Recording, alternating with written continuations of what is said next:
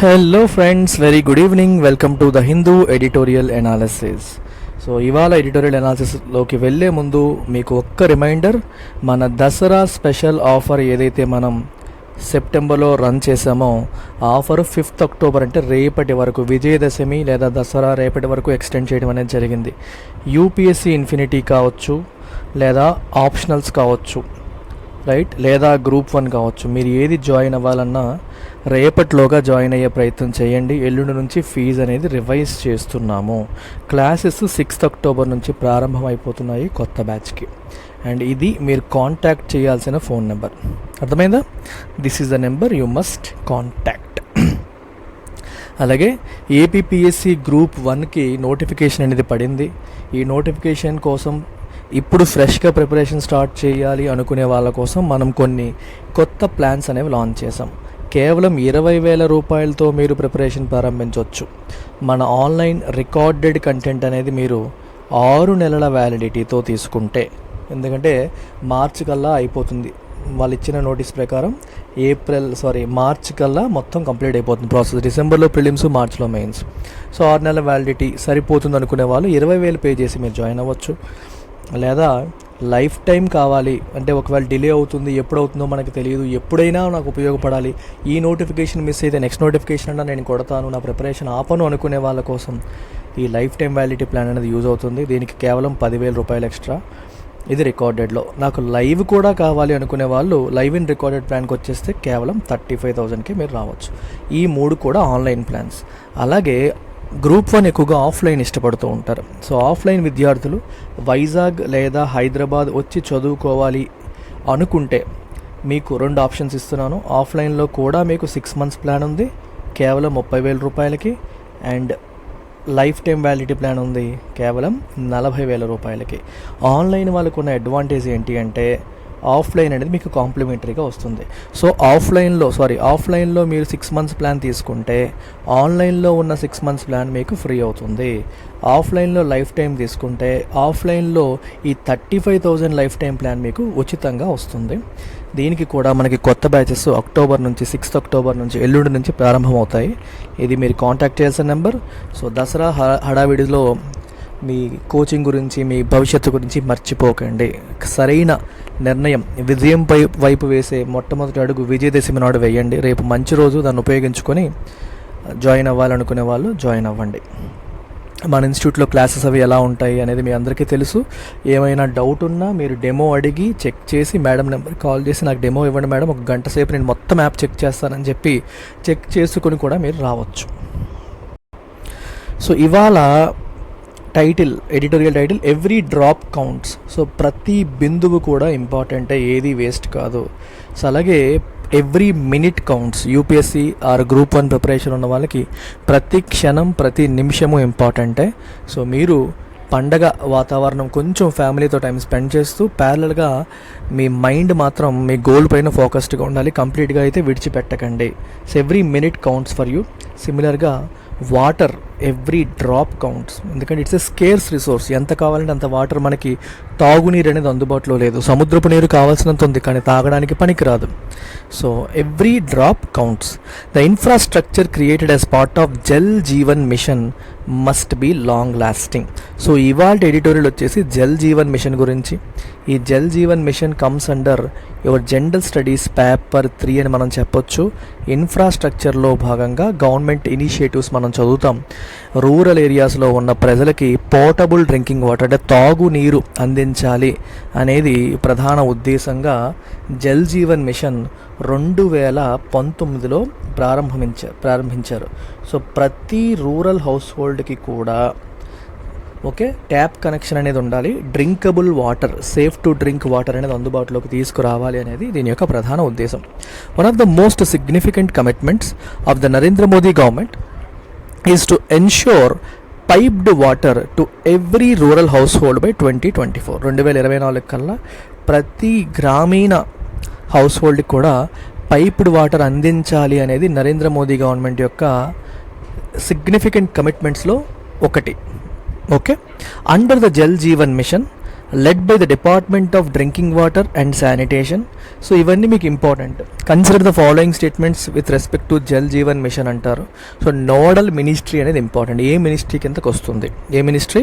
Drinking water and sanitation ministry కిందకు వస్తుంది. Drinking water and sanitation department కిందకు వస్తుంది. సో ఏ మినిస్ట్రీ అనేది కూడా మనకు కనిపిస్తుంది, జల్ శక్తి మినిస్ట్రీ అని ఉంటుంది. చూద్దాం, అది కూడా రాస్తారు.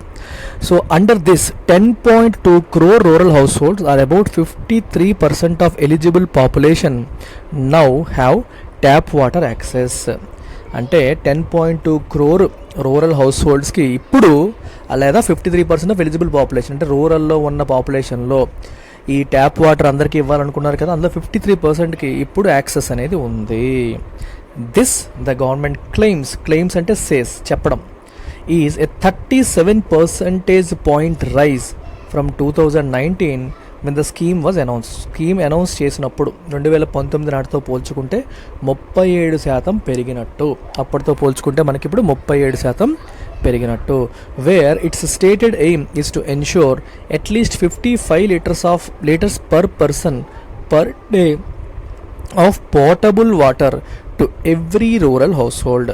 సో 2019లో ఈ స్కీమ్ వచ్చినప్పుడు దానికి ప్రధానమైన ఎయిమ్ ఏంటి? ప్రతి రూరల్ హౌస్ హోల్డ్కి కూడా, ఎవ్రీ రూరల్ హౌస్ హోల్డ్కి కూడా పోర్టబుల్ వాటర్ అనేది అందాలి, at least 55 litres per person per day ఇవ్వాలి అనేది దాని యొక్క aim. Which implies a mere connection does not suffice. ఏదో కనెక్షన్ ఇచ్చేసాము అనేది కాదు. కనెక్షన్ ఇచ్చేసావు కానీ వాటర్ లేకపోతే ఉపయోగం ఏముంది? సో కనెక్షన్ ఇవ్వడంతో పాటు అందరికీ పోర్టబుల్ వాటర్ అనేది ఉండేలా చేయడం అనేది దీని యొక్క ప్రధానమైన ఉద్దేశం. డస్ నాట్ సఫైజ్ అంటే సఫిషియంట్ కాదు, సరిపోదు అని అర్థం. ద గవర్నమెంట్ కమిషన్, ఇక్కడ కమిషన్ అనేది వర్బ్గా వాడారు, నాట్ అ నౌన్. కమిషన్ చేసింది annual surveys to evaluate the success of the scheme. ఈ సక్సెస్ ఆఫ్ ద స్కీమ్, ఈ స్కీమ్ సక్సెస్ అయిందా లేదా ఎవాల్యుయేట్ చేయడానికి గవర్నమెంట్ ప్రతి సంవత్సరం కూడా కొన్ని ప్రైవేట్ ఏజెన్సీస్కి సర్వే చేయమని చెప్తుంది. యాన్యువల్ సర్వేస్ని కమిషన్ చేస్తుంది. కమిషన్ అంటే ఆ యాక్టివిటీ చేయమని చెప్పడం అనమాట. ఏ రీసెంట్ ఆడిట్ అంటే అంతే కదా, సర్వే చేసి చెప్పడం జరిగిందా లేదా, ఎలా ఉంది ఏంటి. ఇప్పుడు చూడండి, కంపెనీస్కి ఆడిట్స్ చేస్తారు, కంపెనీ అకౌంట్స్ అన్ని కరెక్టేనా, తప్పులు చెప్తున్నారా ఏంటి చెక్ చేయడం. A recent audit by a private agency found that around 62% of rural households in India had fully functional tap water connections within their premises. భారతదేశంలో ఉన్న హౌస్ హోల్డ్స్లో 62% హౌస్ హోల్డ్స్కి fully functional tap water connections అనేవి ఉన్నాయి. వాళ్ళ ప్రెమైసెస్లో fully functional, కంప్లీట్గా పని చేస్తున్న ట్యాప్ వాటర్ కనెక్షన్స్ అనేవి ఉన్నాయి అని అర్థమైందా? అది matter. A report of a parliamentary standing committee on water resources in March based on numbers provided by the nodal Jal Shakti ministry. చూసారా, నోడల్ మినిస్ట్రీ అంటే ఏ మినిస్ట్రీ దీనికి మెయిన్? ఏది? జల్ శక్తి మినిస్ట్రీ. సో జల్ శక్తి ministry ఇచ్చిన నెంబర్స్ని బేస్ చేసుకొని parliamentary standing committee on water resources వాళ్ళు ఒక రిపోర్ట్ని submit చేశారు. ఆ రిపోర్ట్ ఏం చెప్తుంది? 46% of households had such fully functional tap water connections. ఈ ప్రైవేట్ ఏజెన్సీ చెప్పిన సర్వే ఏమో 62% ఆఫ్ రూరల్ హౌస్ హోల్డ్స్కి ఫంక్షనల్ ట్యాప్ వాటర్ ఉందని చెబితే, పార్లమెంటరీ స్టాండింగ్ కమిటీ వాళ్ళు ఇచ్చిన రిపోర్ట్లో 46% ఇళ్ళకి అలాంటి ఫంక్షనల్ ట్యాప్ వాటర్ ఉందని చెప్తున్నారు. So it is important to note that for the purposes of the survey only 3% of the rural households were surveyed by the agency for the updated numbers, and so the margin of error may be substantial and subject to the way the survey was designed. ఇది విచిత్రం ఏంటి అంటే, ఈ survey కోసం కేవలం 3% rural house హోల్డ్స్ని మాత్రమే survey చేశారు. అంటే 100కి 100 ఇళ్ళని సర్వే చేయలేరు కదా, 100 ఇళ్ళు ఉంటే 3 ఇళ్ళని సర్వే చేయడం అనేది జరిగింది. సో కాబట్టి ఏమవుతుందంటే మనకి margin of error maybe substantial. అంటే నువ్వు సర్వే చేసిన 3 ఇళ్లలో ఉండకపోవచ్చు, ఇలాంటి ఇష్యూస్ ఉంటాయి కదా. సో కొంచెం నెంబర్ పెద్దదైతే ఒక 10%, ఒక 15% సర్వే, 100కి 100 సర్వే చేయడం పాసిబుల్ కాదు, కనీసం ఒక 10% అని చేసుంటే బాగుండేది. 3% చేశారు. సో మార్జిన్ ఆఫ్ ఎర్రర్ అనేది ఎక్కువ ఉండొచ్చు. And subject to the way survey ఏ రకంగా డిజైన్ చేశారనేది కూడా మనకు తెలియదు. సో చాలా ఆస్పెక్ట్స్ మీద ఆధారపడుతుంది. సో సర్వే యాక్యురేటే కదా మనకు తెలియదు. If the numbers are accurate, ఒకవేళ నెంబర్స్ యాక్యురేట్ అయితే, however this represents an impressive rise in portable tap water accessibility. ఒకవేళ అది నిజంగా యాక్యురేట్ అయితే మాత్రం పోర్టబుల్ ట్యాప్ వాటర్ యాక్సెసిబిలిటీలో అదొక ఇంప్రెసివ్ రైజ్ కింద మనం చెప్పొచ్చు, చాలా ఇంప్రెసివ్గా బాగా ఎక్కువ పెరిగిందని మనం చెప్పొచ్చు. And suggest that the mission is well on its way to meeting its 2024 target. So 2024 target పక్కాగా మీట్ అవుతుంది అని మనం చెప్పవచ్చు. ఎందుకంటే 24కి 100% అవ్వాలి. ఆల్రెడీ 64% అయ్యాయి అని చెప్పి 46% అయ్యాయని చెప్పి ఓకే 64% అయ్యాయని ఈ ప్రైవేట్ సర్వే చెప్తుంది. సో చాలా క్లోజ్కి వచ్చేసినట్టే కదా. అయితే the survey however revealed wide disparities in achievement. అయితే దేశం మొత్తం బాగుంది కానీ అన్ని రాష్ట్రాలకి ఒకేలాగా లేదు, డిస్పారిటీస్ ఉన్నాయి, అంటే ఇన్ఈక్వాలిటీస్. ప్యారిటీ అంటే ఈక్వాలిటీ. అన్ని రాష్ట్రాలు ఒకేలా లేవు, కొన్ని రాష్ట్రాలు బాగున్నాయి. Tamil Nadu, Himachal Pradesh, Goa, Puducherry reported more than 80% of house hold with fully functional connections. ఈ 4 రాష్ట్రాల్లో 80% పైగా ఇళ్ళకి ఫుల్లీ ఫంక్షనల్ కనెక్షన్స్ ఉన్నాయి.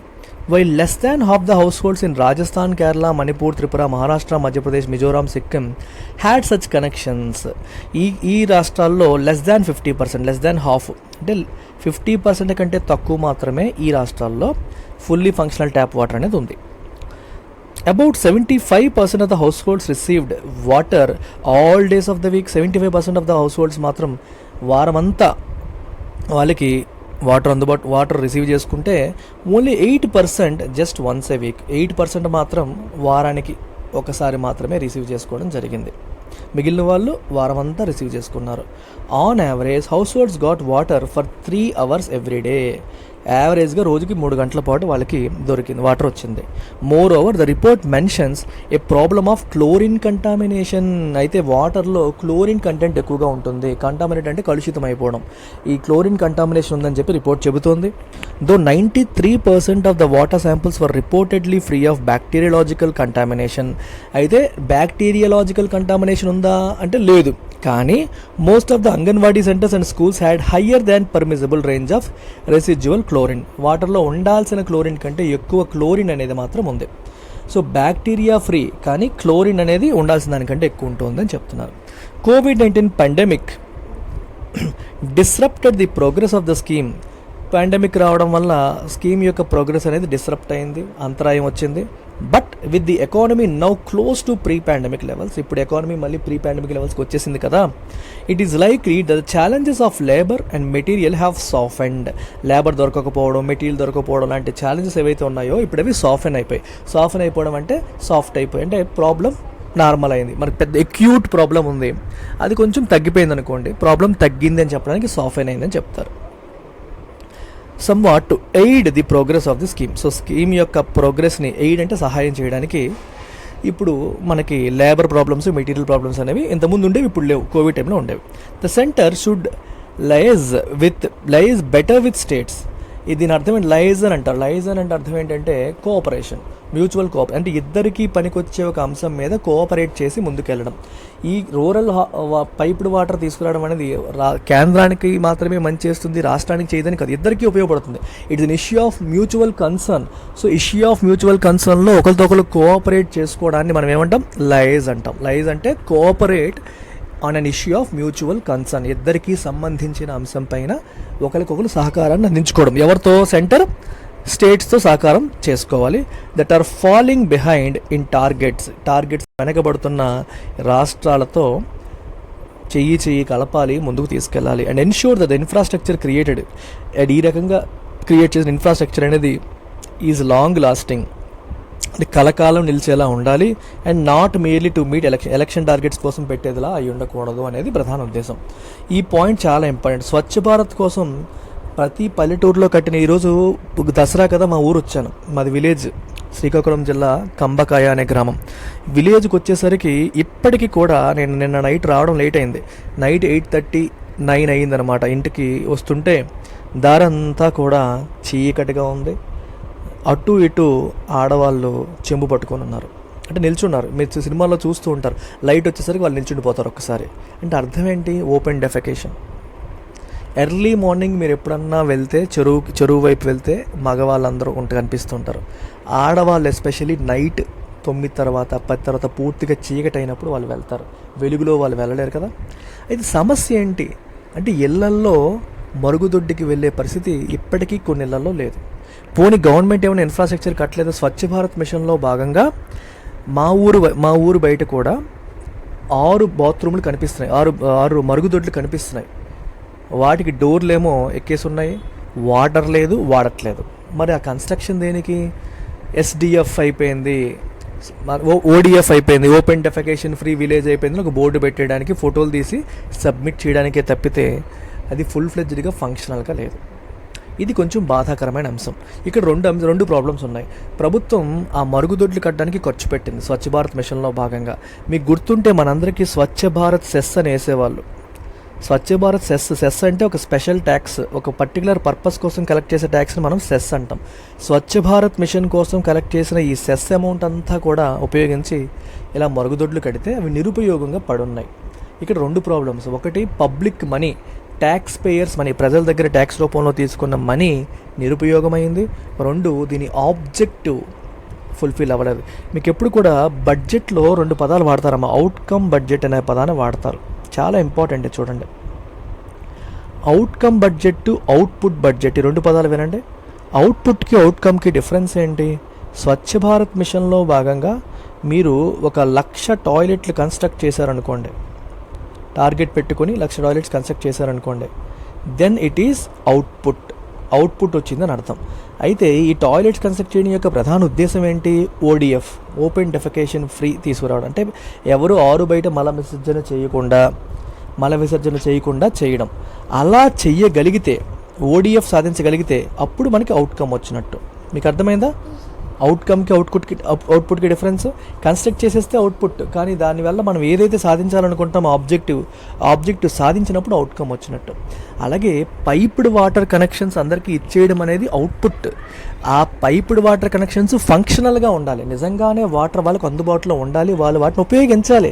పైప్డ్ వాటర్ కనెక్షన్ ఉంది అయినా ఊరు బయట చెరువు గట్టుకెళ్ళి వాళ్ళు వాటర్ తెచ్చుకుంటున్నారు అనుకోండి, ఎక్కడో ఉన్న నుయ్యి నుంచి వాటర్ తెచ్చుకుంటున్నారు అనుకోండి, మరి ఇవి పెట్టి ఉపయోగం ఏముంది? అటు ఇన్ఫ్రాస్ట్రక్చర్ బిల్డ్ చేసావు విచ్ ఈజ్ లయింగ్ వేస్ట్, అనవసరంగా వేస్ట్గా ఉండి. అంటే మెయింటెనెన్స్ అనేది ఈక్వల్లీ ఇంపార్టెంట్. సరిగ్గా ఫంక్షన్ అవుతున్నాయా లేవా? స్వచ్ఛ భారత్ మిషన్లో చాలా వరకు సక్సెస్ సాధించినప్పటికీ మెయింటెనెన్స్ అనేది క్రమంగా లేక కన్స్ట్రక్ట్ చేసి వదిలేసి ఇలా అయిపోయింది. ఇప్పుడు ఎప్పుడైనా సరే టాయిలెట్ ఫంక్షన్ అవ్వాలి అంటే వాటర్ ఇంపార్టెంట్. అంటే వాటర్ కనెక్షన్ అనేది ఉండాలి, అక్కడ వాటర్ అందుబాటులో ఉండాలి, బకెట్ అన్నీ ఉండాలి, నీట్గా మెయింటైన్ అవ్వాలి. If it is not maintained in a neat manner, why would someone else go and use it? ఎవరు వాడరు, అంతే అలా వదిలేస్తారు. మెయింటెనెన్స్ అనేది అందుకే చాలా చాలా ఇంపార్టెంట్ అనమాట. అలాగే ఈ పైప్డ్ వాటర్కి కూడా సరైన మెయింటెనెన్స్ అనేది గవర్నమెంట్ దానికి ఫండ్స్ అలొకేట్ చేయకపోతే, జల్ జీవన్ మిషన్లో పెట్టేశాం కదా మేము అయిపోయింది పని అని చెప్పేసి అన్నీ ఇచ్చేసామంటే అయిపోదు, అవుట్కమ్ రావాలి.